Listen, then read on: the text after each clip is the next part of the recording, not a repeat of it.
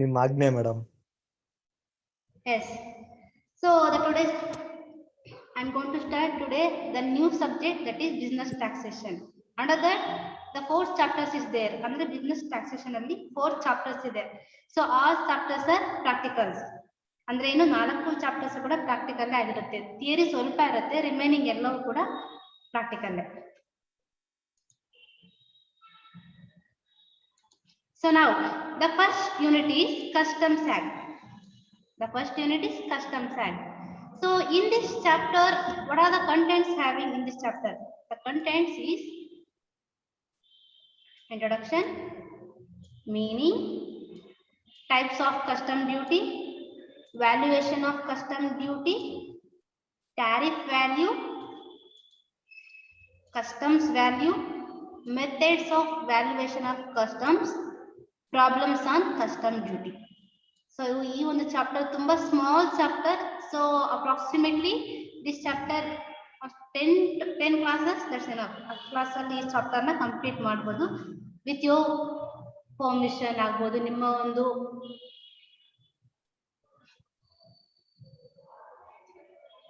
Cooperation ಇಂದ.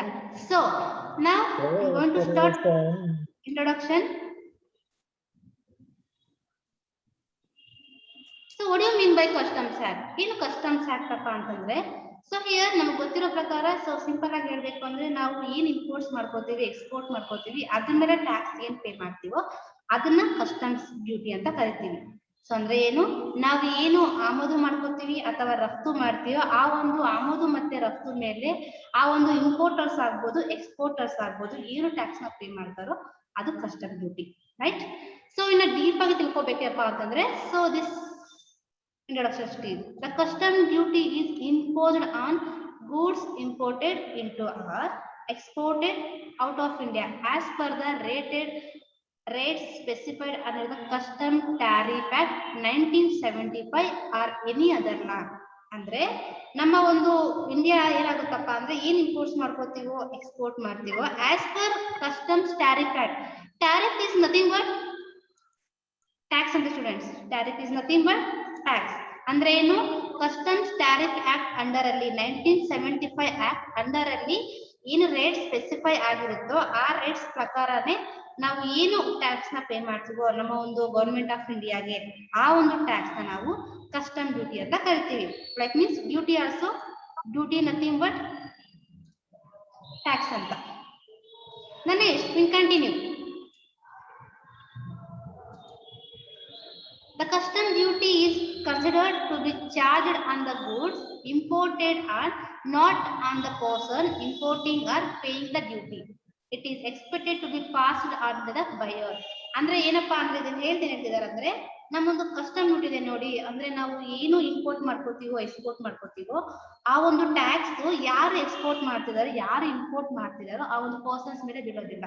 Like so ultimately ಯಾರನ್ನ tax pay ಮಾಡಿದ್ರೆ ಬೈಯರ್, ಯಾರನ್ನ ತಗೋತಿದಾರೋ ಆ ಒಂದು ಪರ್ಸನ್ಸ್ ಅಲ್ಟಿಮೇಟ್ ಆಗಿ ಟ್ಯಾಕ್ಸ್ ನ ಪೇ ಮಾಡ್ತಾರೆ. Ganesh, custom duty is an indirect tax collected by central government. So ಏನು ಕಸ್ಟಮ್ ಡ್ಯೂಟಿನ ಯಾರು ಕಲೆಕ್ಟ್ ಮಾಡ್ತಾರಪ್ಪ ಅಂದ್ರೆ ನಮ್ಮ central government. So it is also one of the indirect tax.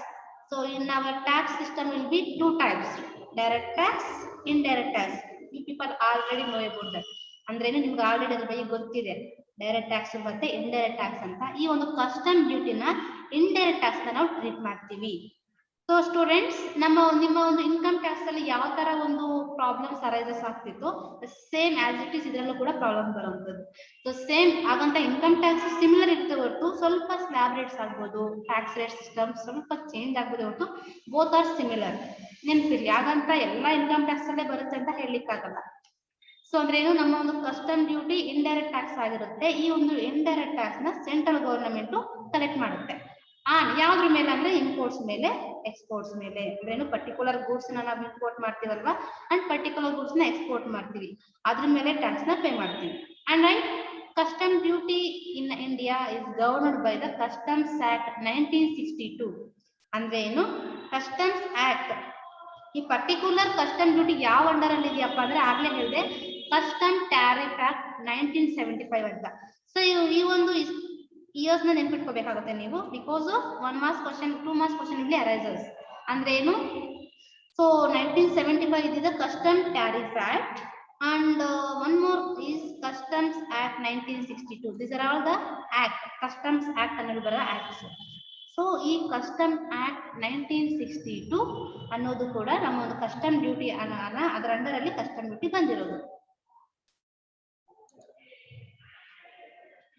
Next, all the business entities who is interested in imports or export business need to register with customs or engage a clearing forward agent before they can actually start. ಅಂದ್ರೆ ನಮ್ಮ ಎಲ್ಲ business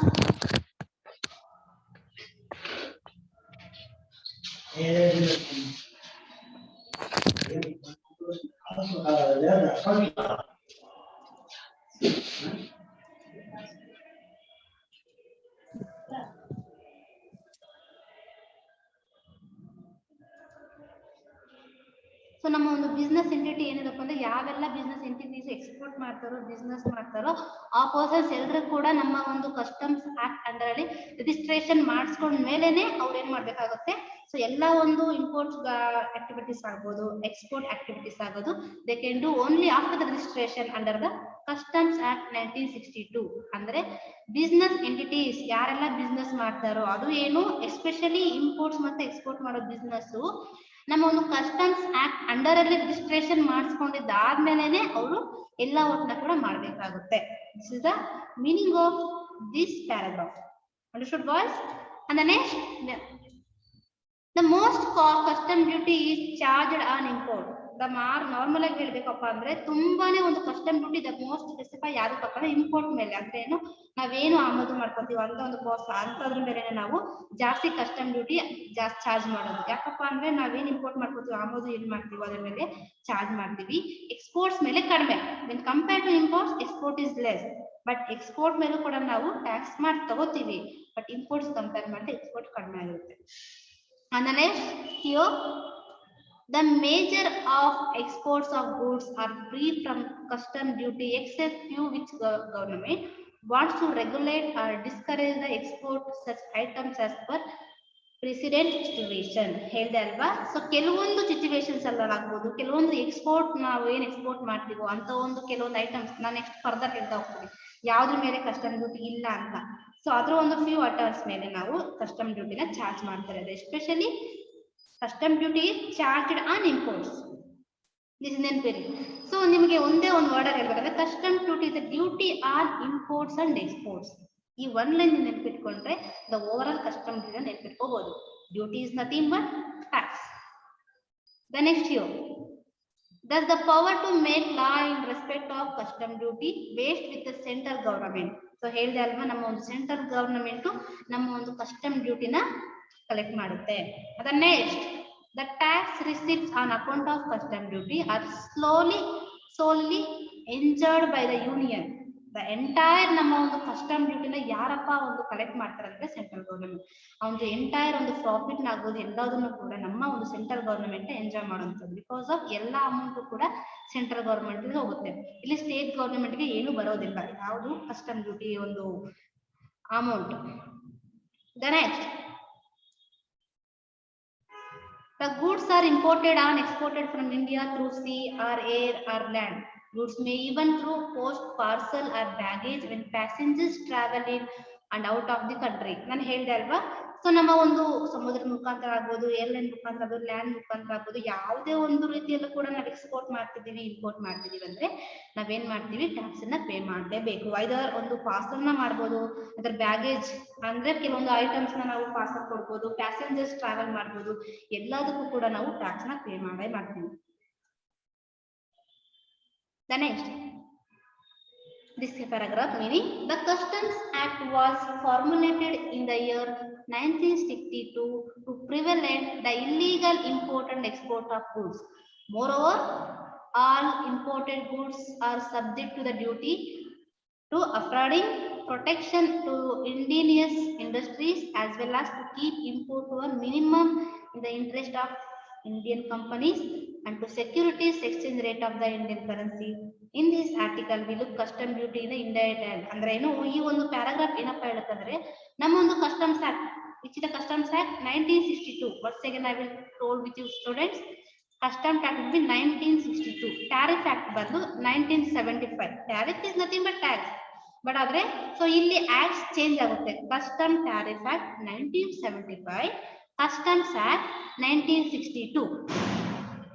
the next year ಇಲ್ಲೇನಪ್ಪ ಆಗುತ್ತಂದ್ರೆ ನಮ್ಮ ಒಂದು imports ಮೇಲೆ ಆಗ್ಬೋದು, exports ಮೇಲೆ ಮಿನಿಮಮ್ ಒಂದು ರೇಟ್ ಆಫ್ ಇಂಟ್ರೆಸ್ಟ್ ನ ಚಾರ್ಜ್ ಮಾಡಿ ಸೊ ಅದ್ರ ಮುಖಾಂತರ ನಾವು ಟ್ಯಾಕ್ಸ್ ನ ಮಾಡ್ತೀವಿ. ಜೊತೆಗೆ ನಮ್ಮ ಒಂದು ಎಕ್ಸ್ಚೇಂಜ್ ಆಫ್ ಕರೆನ್ಸೀಸ್ ಅಷ್ಟೇ ಇಲ್ಲಿ ತುಂಬಾ ಸೇಫ್ ಗಾರ್ಡ್ ಆಗಿರುತ್ತೆ. ಈಗ ನಾವು ಇಂಪೋರ್ಟ್ ಮಾಡ್ಬೇಕಂದ್ರೆ ಎಕ್ಸ್ಪೋರ್ಟ್ ಮಾಡ್ಬೇಕಂದ್ರೆ ನಮ್ಮ ಒಂದು ಕರೆನ್ಸಿ ಸಿಸ್ಟಮ್ ಕೂಡ ಚೇಂಜ್ ಆಗ್ತಾ ಹೋಗುತ್ತೆ.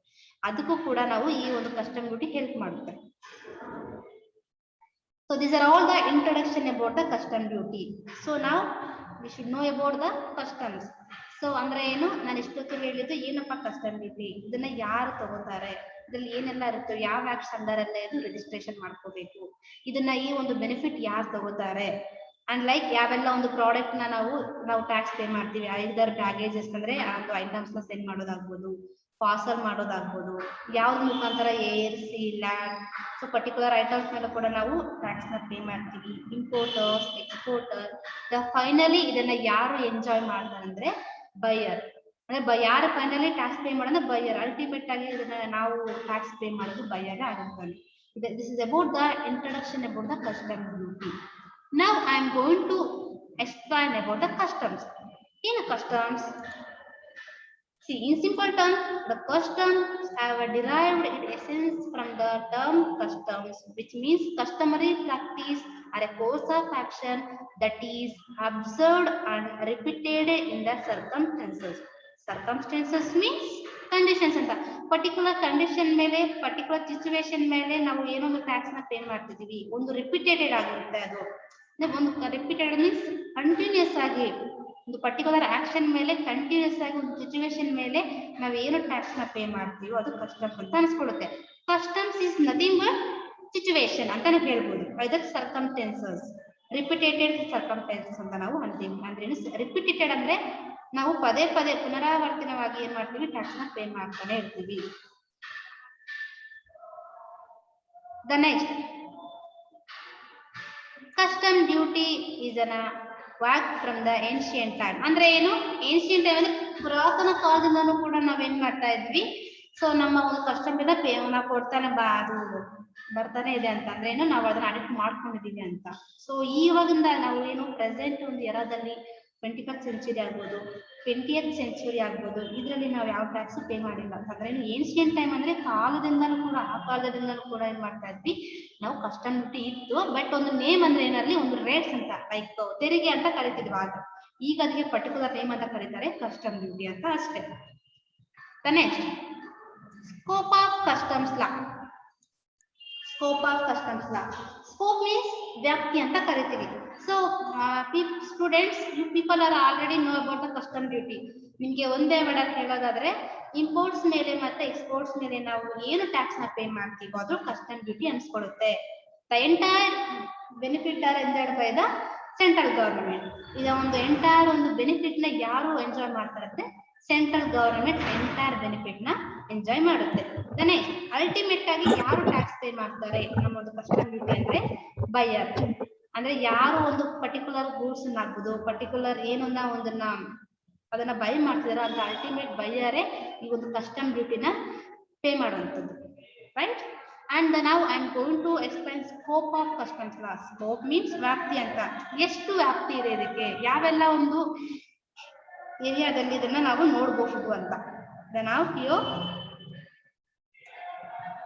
Section 12 of the Customs Act, it is a charging section which provides for levy of duty on imports and occasionally on exports.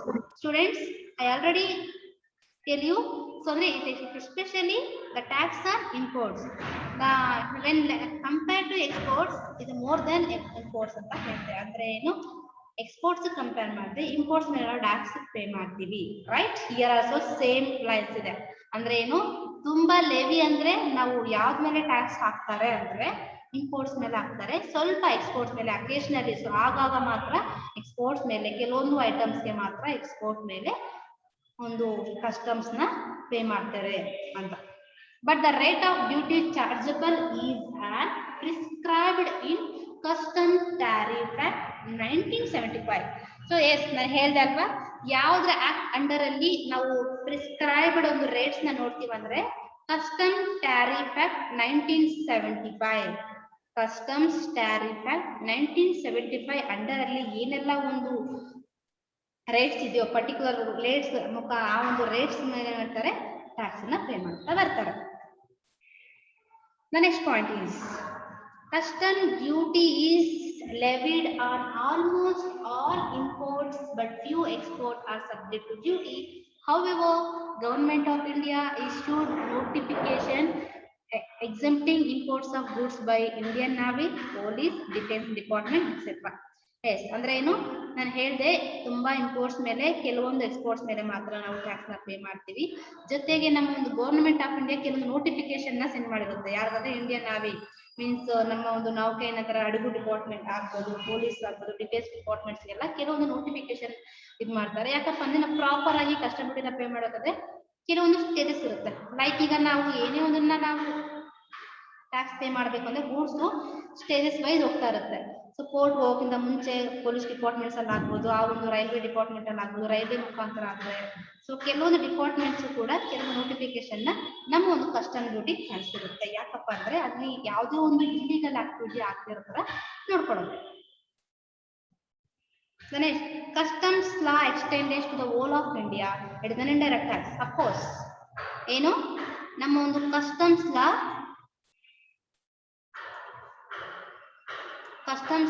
Extended to the whole of India ಅಂದ್ರೆ ಏನು, ನಮ್ಮ ಒಂದು customs law ಎಲ್ಲ whole of India. ಮೊದಲಾಗಿದ್ರೆ Jammu Kashmir exemption ಇರ್ತಿತ್ತು, ಈಗ ಹಾಗೇನಿಲ್ಲ. Over all ಎಲ್ಲಾ ಇಂಡಿಯಾ, ನಮ್ಮ ಇಂಡಿಯಾದಲ್ಲಿ ಎಲ್ಲಾ ಒಂದು ಸ್ಟೇಟ್ಸ್ ಕೂಡ ಕಸ್ಟಮ್ ಲಾ ಅಪ್ಲಿಕೇಬಲ್ ಆಗುತ್ತೆ. And also it is an indirect tax, ಇದು ಗೊತ್ತಿರುವಂತಹ ವಿಷಯ. Customs law is administered by the government of India. Yes my dear students, ಅಂದ್ರೆ ಏನು, ನಮ್ಮ ಒಂದು ಕಸ್ಟಮ್ಸ್ ಲಾ ಯಾರ ಒಂದು ಅಡ್ಮಿನಿಸ್ಟ್ರೇಟ್ ಅಂದ್ರೆ government of India, especially central government, not state government. The next will be the exact now the 2 marks question students, meaning of custom duty. So ನಿಮ್ಮ ಒಂದು examination point of view ಹೇಳೋದಾದ್ರೆ meaning of custom duty ಇದೆ. So 75-80% we are expecting questions. ಒಂದು 80% expect ಮಾಡ್ಬೋದು, ಏನು custom duty meaning ಅಂತ ಕೇಳೋ chances ಕೂಡ ಇರುತ್ತೆ. ಸೊ ನಾನು ಇಲ್ಲಿ ನಿಮಗೆ 3-4 ಒಂದು ಆನ್ಸರ್ಸ್ ಕೊಟ್ಟಿದ್ದೀನಿ. ನಿಮಗೆ ಯಾವುದು ಈಸಿ ಆಗುತ್ತೆ ಅದನ್ನ ನೀವು ಎಕ್ಸಾಮ್ ಅಲ್ಲಿ ಬರೆಯಬಹುದು. The first meaning will be custom duty refers to the tax imposed on the goods when they are transported across the international borders. Of course, ಏನ್ ಹೇಳಿದೆ, it is a duty ಅಂದ್ರೆ ಏನು, ಇದು ಒಂದು ಟ್ಯಾಕ್ಸ್, ಸೆಂಟ್ರಲ್ ಟ್ಯಾಕ್ಸ್ ಅಂತ ಕೂಡ ಕರೀತಾರೆ. So custom ಡ್ಯೂಟಿಗೆ one more name will be central tax ಅಂತ. ಸೊ ಅಂದ್ರೆ ಏನು, ಅಕ್ರಾಸ್ ದ ಇಂಟರ್ನ್ಯಾಷನಲ್ ಬಾರ್ಡರ್ಸ್, ನಮ್ಮ ಒಂದು ಏನೇ ಒಂದು ಟ್ರಾನ್ಸ್ಪೋರ್ಟೇಟೆಡ್ ಇಂಟರ್ನ್ಯಾಷನಲ್ ಬಾರ್ಡರ್ಸ್ ನ ಬಿಟ್ಟು ಬೇರೆ ಕಡೆ ನಾವೇನು ಟ್ರಾನ್ಸ್ಪೋರ್ಟ್ ಮಾಡ್ತಿದೀವಿ, ಸಾರಿಗೆ ಮುಖಾಂತರ ಹೋಗ್ತಾ ಇದೆಯೋ ಅಂತ ಒಂದು ಗೂಡ್ಸ್ ಮೇಲೆ ಹಾಕೋ ಒಂದು ತೆರಿಗೆನೇ ಕಸ್ಟಮ್ ಡ್ಯೂಟಿ ಆಗಿರುತ್ತೆ. ಸಾಕು, ಇಷ್ಟು ಮೀನಿಂಗ್ ಬರ್ತದೆ. ಅಂದ್ರೆ ನೆಕ್ಸ್ಟ್ ಆಬ್ಜೆಕ್ಟಿವ್ ಎಲ್ಲ ಇದೆ. ಏನು the objective behind laying custom duties and safeguard of Indian economy ಆಗ್ಬೋದು. ಏನಕ್ಕೆ ಒಂದು ನಮ್ಮ ಒಂದು ಕಸ್ಟಮ್ ಡ್ಯೂಟಿ ಆಬ್ಜೆಕ್ಟಿವ್ ಅಂದ್ರೆ ಸೇಫ್ ಗಾರ್ಡಿಂಗ್ ಎಕಾನಮಿನ ಸೇಫ್ ಮಾಡೋದು ಆಗ್ಬೋದು, ಜಾಬ್ಸ್ ನ ಕ್ರಿಯೇಟ್ ಮಾಡೋದಾಗ್ಬೋದು, ಎನ್ವಿರಾನ್ಮೆಂಟ್ ನ ಉಳಿತಾಯ ಮಾಡ್ಕೊಳ್ಳೋದಾಗ್ಬೋದು, ರೆಸಿಡೆಂಟ್ ನ ಮೀನ್ಸ್ ರೆಸಿಡೆಂಟ್ ನಾನ್ ರೆಸಿಡೆಂಟ್ ಆಗಿರ್ತಾರೆ ಅಂತವ್ರನ್ನ ಕೂಡ ಸೊ ಐಡೆಂಟಿಫೈ ಮಾಡೋದಾಗ್ಬೋದು. ಈ ಒಂದು ಆಬ್ಜೆಕ್ಟಿವ್ಸ್ ಇಟ್ಕೊಂಡು ಕಸ್ಟಮ್ ಡ್ಯೂಟಿ ಮಾಡ್ತಾರೆ. By regulating the movement of goods, especially prohibited and restrictive goods in and out of the country. ಅಂದ್ರೆ ಏನು, ಎಸ್ಪೆಷಲ್ ಆಗಿ ಕೆಲವೊಂದು ಪ್ರಾಹಿಬಿಟೆಡ್ ಆಗಿರುತ್ತೆ, ಇಂಥದೆಲ್ಲ ನಾವು ಸೇಲ್ ಮಾಡಬಾರ್ದು, ಲೈಕ್ ಡ್ರಗ್ಸ್ ಆಗ್ಬೋದು ಅಲ್ವಾ, ಈ ತರ ಒಂದು ಸ್ಮಗ್ಲಿಂಗ್ ಕೇಸಸ್ ಆಗ್ಬೋದು, ಈ ತರದ್ದೆಲ್ಲ ನಾವು ಅದನ್ನ ಎಕ್ಸ್ಪೋರ್ಟ್ ಮಾಡಕ್ಕಾಗಲ್ಲ, ಇಂಪೋರ್ಟ್ ಮಾಡ್ಕೊಳಕ್ಕೂ ಆಗಲ್ಲ. ರಿಸ್ಟ್ರಿಕ್ಟೆಡ್ ಗೂಡ್ಸ್ ಇರುತ್ತೆ ಕೆಲವೊಂದೆಲ್ಲ, ಕಳಿಸಬಾರ್ದು ಅಂತ. ಸೊ ಇದನ್ನು ಕೂಡ ನೆನಪಲ್ಲಿ ಇಟ್ಕೊಂಡು ನಾವೇನ್ ಮಾಡ್ತಾರೆ, ಅಲ್ಲಿ ಕಸ್ಟಮ್ಸ್ ನ ಡ್ಯೂಟಿ ಮೇಲೆ ಚಾರ್ಜ್ ನ ಮಾಡ್ತಾರೆ. This is the first meaning students.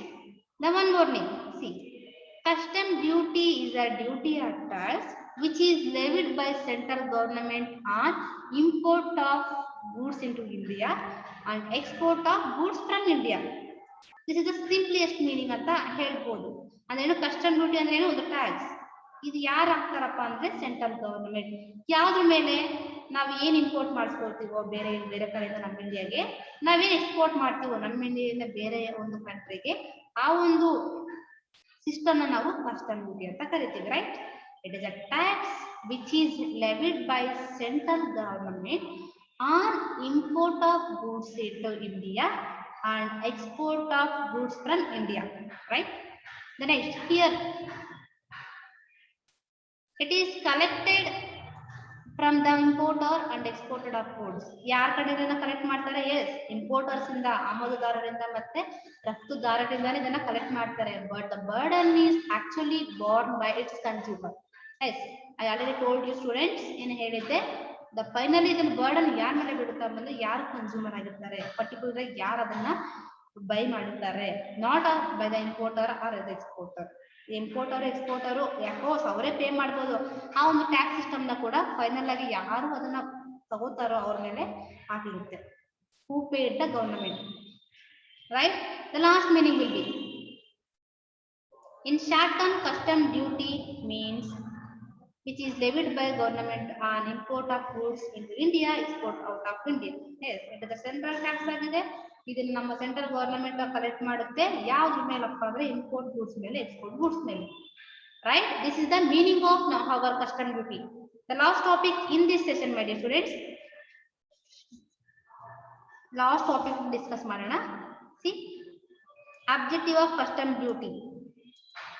Objective of custom duty or custom tax. 6 marks question, students. The following purposes are the reasons why custom duty is levied on the import and export of goods in India.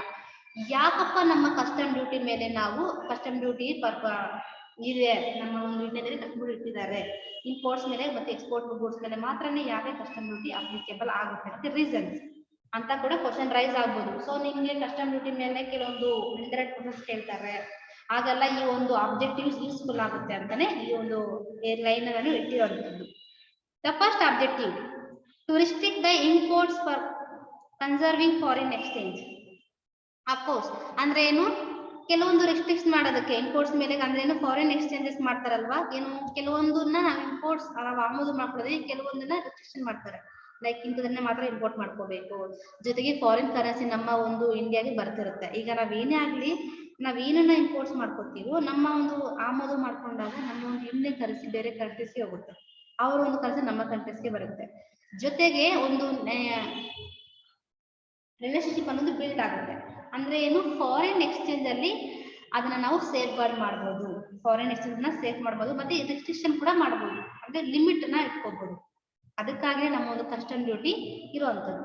Next, to protect the imports, to protect the imports and export of goods for achieving policy objective of the government. Of course, ನಮ್ಮ ಒಂದು export ಮೇಲೆ import ಮೇಲೆ ಅದನ್ನ protect ಮಾಡಬಹುದು ನಮ್ಮ government of India. ಯಾಕಪ್ಪ ಅಂದ್ರೆ ತುಂಬಾ ಒಂದು ಏನಾಗುತ್ತೆ, ಇಲ್ಲಿಗಲ್ ಆಕ್ಟಿವಿಟೀಸ್ ನಡೀತಾ ಇರುತ್ತೆ, ಈ ಕೆಲವು ಇಂಪೋರ್ಟರ್ಸ್ ಮೋಸ ಹೋಗ್ತಿರ್ತಾರೆ, ಎಕ್ಸ್ಪೋರ್ಟರ್ಸ್ ಮೋಸ ಹೋಗ್ತಿರ್ತಾರೆ. ಅದನ್ನ ಏನ್ ಮಾಡ್ತಾರೆ, ಕೆಲವೊಂದೆಲ್ಲ ಈ ನಮ್ಮ ಒಂದು ಇಂಡಿಯಾ ಗವರ್ನಮೆಂಟ್ ಇರೋದ್ರಿಂದ ತುಂಬಾ ಜನಕ್ಕೆ ಸೇಫ್ ಆಗಿರುತ್ತೆ. ಯಾಕಪ್ಪ ಅಂದ್ರೆ ಗೊತ್ತಿರೋದಿಲ್ಲ ತುಂಬಾ ಜನಕ್ಕೆ ಹೇಗೆ ಇಂಪೋರ್ಟ್ ಮಾಡ್ಬೇಕು, ಹೇಗೆ ಎಕ್ಸ್ಪೋರ್ಟ್ ಮಾಡ್ಬೇಕು, ಜೊತೆಗೆ ಅವ್ರನ್ನ ಹೇಗೆ ಪ್ರೊಟೆಕ್ಟ್ ಮಾಡ್ಬೇಕು ಅಂತ. ಸೊ ಅದಕ್ಕಾಗಿ ಈ ಕಸ್ಟಮ್ ಡ್ಯೂಟಿ ಅಂಡರ್ ಅಲ್ಲಿ ಎಲ್ಲಾ ಇಂಪೋರ್ಟರ್ಸ್ ಕೂಡ ಮತ್ತೆ ಎಕ್ಸ್ಪೋರ್ಟರ್ಸ್ ಗೆ ಪ್ರೊಟೆಕ್ಷನ್ ನ ಕೊಡುತ್ತೆ ನಮ್ಮ government of India. To regulate export, export ನ ರೆಗ್ಯುಲೇಟ್ ಮಾಡುತ್ತೆ. ಅಂದ್ರೆ ಏನು, ಅದನ್ನ ಅಡ್ಮಿನಿಸ್ಟ್ರೇಷನ್ ಮಾಡುತ್ತೆ. ನಾವೇನ ಮಾತ್ರ ಎಕ್ಸ್ಪೋರ್ಟ್ ಮಾಡ್ಬೇಕು, ರಫ್ತು ಮಾಡ್ಬೇಕು ಅಂತ. ಅಂದ್ರೆ ಏನು, ಕೆಲವೊಂದನ್ನ ಎಲ್ಲಾ ಕೂಡ ನಾವು ರಫ್ತು ಮಾಡ್ಬೋದು, ಆಮದು ಮಾತ್ರ ಕಡಿಮೆ ಮಾಡ್ಕೋಬೇಕು. ಆಮದು ಯಾಕೆ ಕಡಿಮೆ ಮಾಡ್ಕೋಬೇಕಂದ್ರೆ, ಸೊ ಆಮದನ್ನ ಕಡಿಮೆ ಮಾಡ್ಕೋಬೇಕು, ರಫ್ತು ಜಾಸ್ತಿ ಮಾಡೋ ಹಾಗಿಲ್ಲ. ನಮ್ಮ ಒಂದು ಇಂಡಿಯನ್ ಎಕಾನಮಿಯಲ್ಲಿ ಏನೆಲ್ಲ ಐಟಮ್ಸ್ ಸಿಗುತ್ತೋ ಆ ಎಲ್ಲದನ್ನು ಕೂಡ ನಾವು ಎಕ್ಸ್ಪೋರ್ಟ್ ಮಾಡೋ ಹಾಗಿಲ್ಲ, ಕೆಲವೊಂದನ್ನ ಮಾತ್ರ ನಾವು ಎಕ್ಸ್ಪೋರ್ಟ್ ಮಾಡ್ಬೇಕಾಗುತ್ತೆ. ಯಾಕಪ್ಪ ಅಂದ್ರೆ ನಮ್ಮ ಎನ್ವಿರಾನ್ಮೆಂಟ್ ನ ಕೂಡ ಹಾಳಾಗೋ ತರ ಆಗುತ್ತೆ ಕೆಲವೊಂದ್ ಕಡೆ ಎಕ್ಸ್ಪೋರ್ಟ್ ಮಾಡಬೇಕು. ಸೊ ಅದಕ್ಕಾಗಿನೇ ಎಕ್ಸ್ಪೋರ್ಟ್ ಕಡಿಮೆ ಮಾಡಬೇಕು, ಇಂಪೋರ್ಟ್ಸ್ ನ ಕೂಡ ಜಾಸ್ತಿ ಮಾಡ್ಕೋಬಹುದು. ಬಟ್ ಬೋತ್ ಆರ್ ಸಿಮಿಲರ್ ಇರಬೇಕು. ಸೊ ಅಂದ್ರೆ ಏನು, ಎಕ್ಸ್ಪೋರ್ಟ್ ನ ರೆಗ್ಯುಲೇಟ್ ಮಾಡಬಹುದು, ಎಕ್ಸ್ಪೋರ್ಟ್ ಅದನ್ನ ಅಡ್ಮಿನಿಸ್ಟ್ರೇಷನ್ ಮಾಡ್ಬೋದು ನಮ್ಮ ಕಸ್ಟಮ್ ಡ್ಯೂಟಿ. ಪರ್ಟಿಕ್ಯುಲರ್ ಆಗಿ ಇಷ್ಟೇ ಎಕ್ಸ್ಪೋರ್ಟ್ ಮಾಡಬೇಕು, ಎಕ್ಸ್ಪೋರ್ಟ್ಸ್ ಇಂಥ ಐಟಮ್ಸ್ ಮಾಡಬೇಕು ಅಂತ. ಜೊತೆಗೆ ಈ ಎಕ್ಸ್ಪೋರ್ಟ್ಸ್ ಅಲ್ಲಿ ಎಕ್ಸ್ಪೋರ್ಟರ್ಸ್ ಗೆ ನಾವು ಏನು ಹೆಲ್ಪ್ ಮಾಡ್ಬೋದು, ಯಾರು ರಫ್ತು ಮಾಡ್ತಾರೆ ಅವ್ರಿಗೆ ಹೆಲ್ಪ್ ಕೂಡ ಮಾಡ್ತಿರ್ತಾರೆ. Next, to coordinating legal provisions with the other laws dealing with the foreign exchange such as Foreign Trade Act and Foreign Exchange Regulation Act. Of course, ಏನು ಕೋಆರ್ಡಿನೇಷನ್ ಇರುತ್ತೆ ನಮ್ಮ ಒಂದು ನಾನು ಹೇಳಿದೆ ಎಕ್ಸ್ಪೋರ್ಟ್ ಮಾಡಬೇಕಾದ್ರೆ ಇಂಪೋರ್ಟ್ ಮಾಡೋದು ಫಾರಿನ್ ಕರೆನ್ಸೀಸ್ ಅವೈಲಬಿಲಿಟಿ ನಮಗೆ ಬೇಕೇ ಬೇಕಾಗುತ್ತೆ. ಅದಕ್ಕಾಗಿನೇ ಕೆಲವೊಂದು ಫಾರಿನ್ ಟ್ರೇಡ್ ಆಕ್ಟ್ ಮತ್ತೆ ಫಾರಿನ್ ಎಕ್ಸ್ಚೇಂಜ್ ರೆಗ್ಯುಲೇಷನ್ ಆಕ್ಟ್ ಇದಕ್ಕೆ ಹೆಲ್ಪ್ ಮಾಡುತ್ತೆ. ಸೊ ಈ ಒಂದು ಆಕ್ಟ್ ಮುಖಾಂತರ ಕೂಡ ನಮ್ಮ ಒಂದು ಎಕ್ಸ್ಪೋರ್ಟರ್ಸ್ ಮತ್ತೆ ಇಂಪೋರ್ಟರ್ಸ್ಗೆ ಹೆಲ್ಪ್ ಮಾಡಬಹುದು. ಜೊತೆಗೆ ಅವ್ರ ಮೇಲೆ ಅವ್ರ ಜೊತೆ ನಮಗೆ ಒಂದು ಕೋಆರ್ಡಿನೇಷನ್ ಬೆಳೆಯುತ್ತೆ, ಒಂದು ಆತ್ಮ ಏನಂದ್ರೆ ಒಂದು ರಿಲೇಶನ್ಶಿಪ್ ಅನ್ನೋದು ಬಿಲ್ಡ್ ಆಗುತ್ತೆ ಬೇರೆ ಕಂಟ್ರೀಸ್ ಜೊತೆ. ಸೊ ನಾವ್ ಯಾವಾಗ ಎಕ್ಸ್ಪೋರ್ಟ್ ಮಾಡ್ತೀವಿ ಇಂಪೋರ್ಟ್ ಮಾಡಿಸೋ ಬೇರೆ ಒಂದು ಕಂಟ್ರೀಸ್ ಜೊತೆ ನಮ್ಮ ಒಂದು ರಿಲೇಶನ್ಶಿಪ್ ಜಾಸ್ತಿ ಆಗುತ್ತೆ, ಕರೆನ್ಸಿ ಎಕ್ಸ್ಚೇಂಜ್ಗೆ ಹೆಲ್ಪ್ ಆಗುತ್ತೆ. ಸೊ ಇದು ಕೂಡ ಒಂದು ಆಬ್ಜೆಕ್ಟಿವ್ ಆಗಿದೆ ನಮ್ಮ ಕಸ್ಟಮ್ ಡ್ಯೂಟಿ ಬರೋದಕ್ಕೆ. ಅಂದ್ರೆ ಏನು, ಫಾರಿನ್ ಟ್ರೇಡ್ ಆಕ್ಟ್ ಮತ್ತೆ ಫಾರಿನ್ ಎಕ್ಸ್ಚೇಂಜ್ ರೆಗ್ಯುಲೇಷನ್ ಆಕ್ಟ್ ಮೇಲೆ ಒಳ್ಳೆ ಒಂದು ರಿಲೇಶನ್ಶಿಪ್ ನ ಕೋಆರ್ಡಿನೇಷನ್ ಬೆಳೆಸ್ಕೋಬಹುದು. ಲೀಗಲ್ ಆಗಿ ಅದು ಇಲ್ಲೀಗಲ್ ಆಗಲ್ಲ. The next to safeguard of domestic trade. Of course ನಮ್ಮ ಒಂದು ಡೊಮೆಸ್ಟಿಕ್ ಅಂದ್ರೆ ಇಂಟರ್ನ್ಯಾಷನಲ್ ಒಳಗಡೆ ಏನು ಟ್ರೇಡ್ ಮಾಡ್ತಿದೀವೋ, ಸೊ ವಿತ್ ಇನ್ ಬಾರ್ಡರ್ಸ್ ಅಲ್ಲಿ ನಾವೇನು ಟ್ರೇಡ್ ಮಾಡ್ತೀವಿ ಆ ಒಂದು ಟ್ರೇಡಿಂಗ್ ಆಕ್ಟಿವಿಟೀಸ್ ನ ಸೇಫ್ ಗಾರ್ಡ್ ಮಾಡಬಹುದು ಈ ಒಂದು ಕಸ್ಟಮ್ ಡ್ಯೂಟಿಯಿಂದ. To protect the revenue resources. ಅಂದ್ರೆ ಏನು, ರೆವಿನ್ಯೂ ರಿಸೋರ್ಸಸ್ ನ ಪ್ರೊಟೆಕ್ಟ್ ಮಾಡಬಹುದು. ಕೆಲವೊಂದು ರಿಸೋರ್ಸಸ್ ನ ರೆವಿನ್ಯೂ ಅಂದ್ರೆ ಏನು, ನಾವು ಏನ್ ಇನ್ಕಮ್ ಬರುತ್ತೆ ನಮಗೆ ಆ ಒಂದು ಇನ್ಕಮ್ ನ ಕೂಡ ನಮ್ಮ ಒಂದು ಕಸ್ಟಮ್ ಡ್ಯೂಟಿ ಪ್ರೊಟೆಕ್ಟ್ ಮಾಡುತ್ತೆ. ತುಂಬಾ ಜನ ನಾವು ಎಕ್ಸ್ಪೋರ್ಟ್ ಮಾಡ್ತಿದ್ದೀವಿ, ಅಮೌಂಟ್ ಬರುತ್ತೆ, ಆ ಒಂದು ಅಮೌಂಟ್ ನ ನಮ್ಮ ಒಂದು ಸೆಂಟ್ರಲ್ ಗವರ್ನಮೆಂಟ್ ನಾವು ಏನು SEBI ಅಂತ ಕರಿತೀವಿ, ಎಕ್ಸಿಮ್ ಬ್ಯಾಂಕ್ ಅಂತ ಕರಿತೀವಿ, ಅವೆಲ್ಲ ಕೂಡ ಸೇಫ್ ಗಾರ್ಡ್ ಮಾಡುತ್ತೆ. To protect the industries in India unfair competition. Of course ನಮ್ಮ ಒಂದು ಇಂಡಸ್ಟ್ರೀಸ್, ನಮ್ಮ ಒಂದು ಇಂಡಿಯಾದಲ್ಲಿ ಏನಪ್ಪ ಇಂಡಸ್ಟ್ರೀಸ್ ಇದೆ ಅದನ್ನ ನಾವು ಪ್ರೊಟೆಕ್ಟ್ ಮಾಡಬಹುದು. ಜೊತೆಗೆ ಅನ್ಫೇರ್ ಕಾಂಪಿಟೇಷನ್ ಇಲ್ಲದೆ ಏನ್ ಮಾಡಬಹುದು, ಎಲ್ಲವನ್ನು ಈಕ್ವಾಲಿಟಿ ಆಗಿ ಎಲ್ಲ ಎಲ್ಲರೂ ಎಕ್ಸ್ಪೋರ್ಟ್ ಮಾಡಬಹುದು, ಎಲ್ಲರೂ ಇಂಪೋರ್ಟ್ ಮಾಡಬಹುದು ಅನ್ನೋ ಒಂದು ಮೂಲಭೂತ ಒಂದು ಹಕ್ಕನ್ನ ಎಲ್ರಿಗೂ ಕೊಡ್ತಾ ಹೋಗ್ತಾರೆ. ಜೊತೆಗೆ ಇಂಡಸ್ಟ್ರೀಸ್ ನ ಕೂಡ ನಮ್ಮ ಒಂದು ಕಸ್ಟಮ್ ಡ್ಯೂಟಿ ಆಕ್ಟ್ ಅಂಡರ್ ಅಲ್ಲಿ ಸೇವ್ ಮಾಡಬಹುದು. Next, to prevent the smuggling of goods and activities related to the same. Of course, to prevent ಅಂದ್ರೆ ಅವಾಯ್ಡ್ ಮಾಡಬಹುದು ಈ ಸ್ಮಗ್ಲಿಂಗ್ ಆಕ್ಟಿವಿಟೀಸ್ ನ, ಇಲ್ಲಿಗಲ್ ಆಕ್ಟಿವಿಟೀಸ್ ನ. ಇಲ್ಲಿಗಲ್ ಒಂದು ಏನ್ ಮಾಡ್ತಾರೆ, ಈಗ ನಾನು ಹೇಳಿದೆ ಡ್ರಗ್ಸ್ ನ ಹಾಕ್ಬೋದು, ಕೆಲವೊಂದು ಆಲ್ಕೋಹಾಲಿಕ್ ಹಾಕ್ಬೋದು, ವಿತೌಟ್ ಪರ್ಮಿಷನ್ ಇಲ್ಲದೆ, ವಿತೌಟ್ ಗವರ್ಮೆಂಟ್ ಗೊತ್ತಿಲ್ಲದೆ ಏನೂ ಮಾಡೋ ಹಾಗಿಲ್ಲ ಅಂತ ಆಕ್ಟಿವಿಟೀಸ್ ನ ಕೂಡ ನಮ್ಮ ಒಂದು ಕಸ್ಟಮ್ ಡ್ಯೂಟಿ ಅಂಡರ್ ಅಲ್ಲಿ ಪ್ರಿವೆಂಟ್ ಮಾಡಬಹುದು. ಅಂದ್ರೆ ಇನ್ನು ಪ್ರತಿಯೊಂದು ಎಕ್ಸ್ಪೋರ್ಟ್ ಮಾಡ್ಬೇಕಂದ್ರೆ ಇಂಪೋರ್ಟ್ ಮಾಡ್ಬೇಕಂದ್ರು ನಮ್ಮ ಒಂದು ಗೌರ್ಮೆಂಟ್ ಆಫ್ ಇಂಡಿಯಾಗೆ ಗೊತ್ತಿದೆ ಏನು ಮಾಡಕ್ಕಾಗಲ್ಲ, ರೈಟ್? ಆ ಒಂದು ಏನೇ ಆಗ ಸಪೋಸ್ ಗೊತ್ತಿಲ್ಲದೆ ಮಾಡ್ತಾ ಇದ್ರೆ ಗೊತ್ತಾಗ್ತಿತ್ತು. ಅಂದ್ರೆ ಏನು, ಈಗ ಗೌರ್ಮೆಂಟ್ ಆಫ್ ಅಂಡರ್ ಅಲ್ಲಿ ಏನು ರಿಜಿಸ್ಟ್ರೇಷನ್ ಮಾಡ್ಕೊಳ್ಳದೆ ಅವ್ರು ಇಲ್ಲೀಗಲ್ ಆಗಿ ಏನಾದ್ರು ಮಾಡಿದ್ರೆ ಅವ್ರಿಗೆ ಅದ್ರ ಅನ್ನೋದು ಪನಿಷ್ಮೆಂಟ್ ಬೀಳುತ್ತೆ. ಸೊ ಹಾಗಾಗಿ ಕೆಲವೊಂದು ಸ್ಮಗ್ಲಿಂಗ್ ಆಕ್ಟಿವಿಟೀಸ್ ನ ಕೂಡ ಪ್ರಿವೆಂಟ್ ಮಾಡ್ತಿದ್ರೆ ಈ ಒಂದು customs act. The last objective is to prevent dumping of goods. To prevent dumping of goods ಅಂದ್ರೆ ಗೂಡ್ಸ್ ನ ವೇಸ್ಟೇಜ್ ಆಗಿರೋ ತರ, ಗೂಡ್ಸ್ ನ ಹಾಳಾಗಿರೋ ತರ ಕೂಡ ಇಲ್ಲಿ ನಮ್ಮ ಒಂದು ಕಸ್ಟಮ್ ಡ್ಯೂಟಿ ಪ್ರಿವೆಂಟ್ ಮಾಡುತ್ತೆ. ಅಫ್ಕೋರ್ಸ್ ಅಂದ್ರೆ ಏನು, ಗೂಡ್ಸ್ ವೇಸ್ಟ್ ಆಗುದಿಲ್ಲ, ಗೂಡ್ಸ್ ಹಾಳಾಗಿರೋ ತರ ಅದನ್ನ ಗೂಡ್ಸ್ ನ ಇಲ್ಲಿ ನಮ್ಮ ಕಸ್ಟಮ್ ಡ್ಯೂಟಿ, ಕಸ್ಟಮ್ಸ್ ಆಕ್ಟ್ ಏನಾಗುತ್ತೆ, ಕಸ್ಟಮ್ಸ್ ಆಕ್ಟ್ ಅಂಡರ್ ಅಲ್ಲಿ ಎಲ್ಲ ಒಂದು ಏನು ಗವರ್ನಮೆಂಟ್ ಅಂದ್ರೆ ಆಗ್ಲೇ ಹೇಳಿದೆ, ನಾವೇ ಆಗ್ಬೋದು, ಪೊಲೀಸ್ ಸ್ಟೇಷನ್ಸ್ ಆಗ್ಬೋದು, ಲೈಕ್ ಸೊ ರೈಲ್ವೆ ಸ್ಟೇಷನ್ಸ್ ಆಗ್ಬೋದು, ಕೋರ್ಟ್ ಆಗ್ಬೋದು, ಇವೆಲ್ಲ ಕೂಡ ನಮ್ಮ ಒಂದು ಗೂಡ್ಸ್ ನ ಪ್ರಿವೆಂಟ್ ಅದ್ ಸೇಫ್ ಗಾರ್ಡ್ ಆಗಿ ಇಟ್ಕೊಳ್ಳುತ್ತೆ. ಜೊತೆಗೆ ಕಳ್ತನ ಆಗದಿರೋ ತರ, ರೈಟ್, ಗೂಡ್ಸ್ ನ ಕಳ್ತನ ಆಗದಿರೋ ತರ, ಗೂಡ್ಸ್ ಹಾಳಾಗದಿರೋ ತರ, ಸ್ಮಗ್ಲಿಂಗ್ ಆಕ್ಟಿವಿಟೀಸ್ ನಡೀತಿರೋ ತರ ಕೂಡ ನಮ್ಮ ಒಂದು ಕಸ್ಟಮ್ ಡ್ಯೂಟಿ ಮಾಡುತ್ತೆ. Custom duty means custom department, ಇದಕ್ಕೆ ಆಗಿರುವಂತ ಒಂದು ಕಸ್ಟಮ್ ಡಿಪಾರ್ಟ್ಮೆಂಟ್ ಇರುತ್ತೆ ಸ್ಟೂಡೆಂಟ್ಸ್. ಕಸ್ಟಮ್ ಡಿಪಾರ್ಟ್ಮೆಂಟ್ ಅಂತ ಇರುತ್ತೆ, ಆ ಕಸ್ಟಮ್ ಡಿಪಾರ್ಟ್ಮೆಂಟ್ ಅಂಡರ್ ಅಲ್ಲಿ ಈ ಒಂದು ಏನೆಲ್ಲ ಗೂಡ್ಸ್ ನ ಹೇಗೆ ನಾವು ಸೇವ್ ಮಾಡಬೇಕು, ಹೇಗೆ ನಾವು ರಿಸೋರ್ಸಸ್ ನ ಕಡಿಮೆ ಯೂಸ್ ಮಾಡ್ಕೋಬಹುದು, ಹೇಗೆ ಸೇಫ್ ಗಾರ್ಡ್ ಮಾಡಬೇಕು, ಹೇಗೆ ನಾವು ಕಾಂಪಿಟೇಷನ್ ನ ಕ್ಲಿಯರ್ ಮಾಡಬೇಕು. ಅನ್ಫೇರ್ ಕಾಂಪಿಟೇಷನ್ ಅಂದ್ರೆ ಫೇರ್ ಆಗಿರ್ಬೇಕು, ಯಾವುದು ಅಷ್ಟೇ ಅತಿನೂ ಆಗ್ಬಾರ್ದು ಕಡಿಮೆನೂ ಆಗ್ಬಾರ್ದು, ಹಾಗೆ ಎಲ್ಲವನ್ನು ಕೂಡ ಈಕ್ವಲ್ ಮಾಡ್ತಾ ಹೋಗುತ್ತೆ ನಮ್ಮ ಕಸ್ಟಮ್ಸ್ ಡಿಪಾರ್ಟ್ಮೆಂಟ್ ಅಂತ ಇದೆ, ರೈಟ್? ಕಸ್ಟಮ್ ಡ್ಯೂಟಿ ಅಂದ್ರೆ ಲೈಕ್ ಇದೊಂದು ಡ್ಯೂಟಿ, ಬಟ್ ಇದನ್ನೆಲ್ಲ ನಡ್ಸ್ಕೊಂಡು ಹೋಗೋದು ಕಸ್ಟಮ್ಸ್ ಡಿಪಾರ್ಟ್ಮೆಂಟ್. ಇದ್ರ ಬಗ್ಗೆ ನಾನು ಮುಂದೆ ಹೇಳ್ತಾ ಹೋಗ್ತೀನಿ, ಕಸ್ಟಮ್ ಡಿಪಾರ್ಟ್ಮೆಂಟ್ ಏನು, ಅದರಲ್ಲಿ ಯಾರೆಲ್ಲ ಇದ್ದಾರೆ, ಸೊ ಅವರೆಲ್ಲ ಏನೆಲ್ಲ ಮಾಡ್ತಾರೆ, ಅದ್ರ ಬಗ್ಗೆ ನಾನು ಮುಂದಿನ ಕ್ಲಾಸಸ್ ಅಲ್ಲಿ ತಿಳಿಸ್ಕೊಡ್ತಾ ಹೋಗ್ತೀನಿ. So today's class I'm going to discuss the 3 topics, my dear students. The first one is introduction about the custom duty, then customs, meaning of custom duty, the last objectives of custom duty. In one point ನೆನಪಿರಲಿ, it is nothing but duty on imports and export. ಈ ಒಂದು word ನೀವು ಈ ಒಂದು line ನೀವು ನೆನ್ಪಿಟ್ಕೊಂಡಿದ್ರೆ entire ಒಂದು custom ಡ್ಯೂಟಿಲಿ ಏನೇ ಬಂದರೂ ಕೂಡ ಈ people are rider because of already ನಿಮ್ಗೆ ಎಲ್ಲಾನು ಗೊತ್ತಿರುವಂತ ವಿಷಯಗಳೇ ಇವೆ. ಇದ್ರ ಬಗ್ಗೆ ನೀವು ಓನ್ ಕೂಡ ಬರೀಬಹುದು, ಬಟ್ ಸ್ವಲ್ಪ ಅವೇರ್ನೆಸ್ ಇರ್ಲಿ ಅಷ್ಟೇ. ಟ್ಯಾರಿಫ್ ಆಕ್ಟ್ ಬಂದು 1975, ಕಸ್ಟಮ್ಸ್ ಆಕ್ಟ್ ಬಂದು 1962, ಈ ತರ ಒಂದು ಇಸ್ಟೀಸ್ ನೆನಪಿಟ್ಕೊಂಡ್ರೆ ಅಲ್ಲಿಗೆ ನಿಮ್ಮ ಒಂದು ಮೆಮೊರಿ ಕೋಡ್ ಚೆನ್ನಾಗಿದೆ ಅಂತ ನಾನು ಅನ್ಕೊತೀನಿ. The next class I am going to discuss types of exemption, right? Types of exemption.